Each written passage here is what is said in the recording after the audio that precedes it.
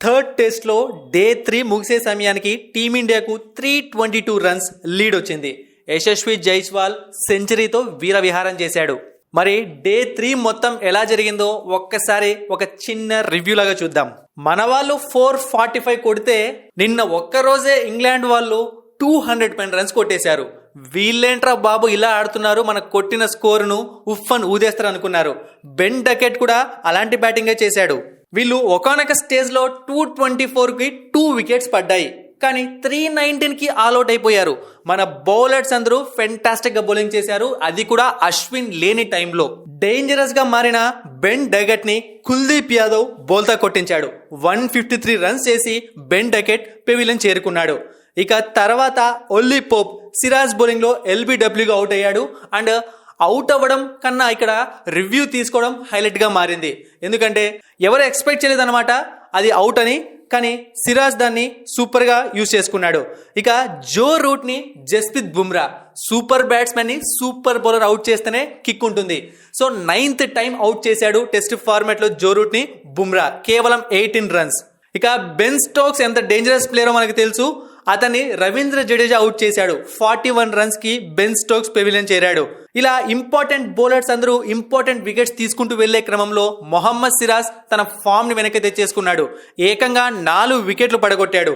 So ఒకసారి టీమిండియాకు ఎవరెవరికి ఎన్ని వికెట్స్ పడ్డాయో చూసాము అంటే బుమ్రాకు 1 వికెట్ పడింది, మొహమ్మద్ సిరాజ్ కు 4 వికెట్లు పడ్డాయి, కుల్దీప్ యాదవ్ కు 2, రవిచంద్రన్ అశ్విన్ కు 1 వికెట్, రవీంద్ర జడేజాకు 2 వికెట్లు.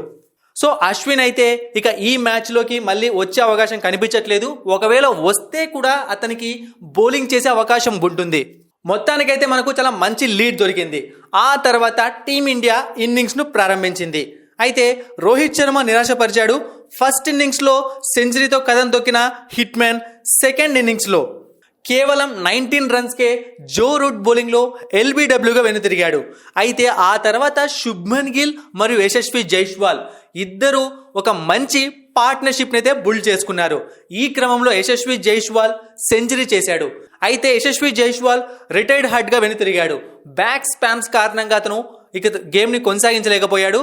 అయితే యశస్వి జైస్వాల్ మళ్ళీ గేమ్ ఆడచ్చా లేదా, ఈ రిటైర్డ్ అవుట్ రిటైర్డ్ హర్ట్ విషయంలో చాలా డౌట్స్ ఉంటాయి.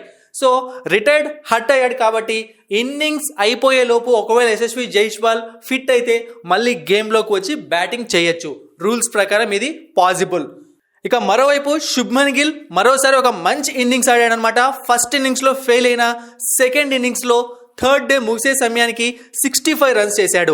అయితే ఎన్నో ఆశలు పెట్టుకున్నారు రజత్ పటిదార్ పైన చాలా మంది అభిమానులు అవ్వచ్చు, లేకుంటే డొమెస్టిక్ ఫార్మాట్ ఫ్యాన్స్ అవ్వచ్చు. ఎందుకంటే రజత్ పటిదార్ డొమెస్టిక్ లో అద్భుతంగా రాణిస్తున్నాడు. సో ఒక మంచి ఇన్నింగ్స్ అయితే ఆడలేకపోయాడు అనమాట. సెకండ్ ఇన్నింగ్స్ లో డక్ అవుట్ గా వెనుతిరిగాడు. సో ఫస్ట్ ఇన్నింగ్స్ లో కూడా రజత్ పటిదార్ కేవలం 5 రన్స్ మాత్రమే చేశాడు. ఇంపార్టెంట్ ప్లేయర్స్ లేని టైంలో ఛాన్స్ వచ్చింది, దీన్ని ఉపయోగించుకుంటే టీంలో ఉండే అవకాశం ఉంటుంది. సో రజత్ పటిదార్ అయితే ఇక నెక్స్ట్ మ్యాచ్ ఉండకపోవచ్చు, ఎందుకంటే కేఎల్ రాహుల్ టీంలోకి వచ్చేస్తాడు. సర్ఫరాజ్ ఖాన్ ఫస్ట్ ఇన్నింగ్స్ లో బాగా పర్ఫామ్ చేశాడు, ఇక ఇప్పుడు కూడా పర్ఫామ్ చేస్తే అతన్ని తీయడం కష్టమే అవుతుంది. ప్రెసెంట్ అయితే శుభ్మన్ గిల్ తో కలిసి కుల్దీప్ యాదవ్ 3 రన్స్ బ్యాటింగ్ చేస్తున్నాడు. ఇంగ్లాండ్ బౌలర్స్ లో ఎవరికెవరికి వికెట్స్ పడ్డాయి అంటే జో రూట్ కు 1 వికెట్ పడింది, టామ్ హాట్లీకి 1 వికెట్ పడింది, ఇక Yashasvi Jaiswal retired hurt already discuss చేశాం. సో ఇప్పుడు టీమిండియా ముందున్న టార్గెట్ ఏంటి అంటే సింపుల్ గా ఇంకొక 150 రన్స్ కొట్టారు అంటే టీమిండియా విజయం దాదాపు ఖాయమైపోతుంది. అండ్ ప్రెసెంట్ కండిషన్స్ చూసినా సరే కొట్టేలాగే కనిపిస్తున్నారు అనమాట. ఇక 2 రోజులు మిగిలి ఉంది ఆట. రేపు లంచ్ వరకు మన వాళ్ళు ఆడి ఒక 450 అబో లీడ్ పెట్టి ఇంగ్లాండ్కి ఇచ్చిన మనం ఈజీగా వాళ్ళని ఆల్అౌట్ చేయొచ్చు. బట్ వాళ్ళ బాల్ టెక్నిక్ ని కొట్టాలి అంటే చాలా స్ట్రాటజీస్ ని ఉపయోగించాలి రోహిత్ శర్మ. ఎందుకంటే 450 టార్గెట్ అయినా వాళ్ళు చాలా ఫాస్ట్ గా ఆడాలని చూస్తున్నారు. వికెట్స్ పడినా వికెట్స్ పడకున్నా వాళ్ళ బ్యాటింగ్ తీరే అలా ఉంది. చూద్దాం మరి డే 4 ఎలా జరుగుతుందో. అలాగే రివ్యూ కోసం ఛానల్ ను సబ్స్క్రైబ్ చేసుకోండి.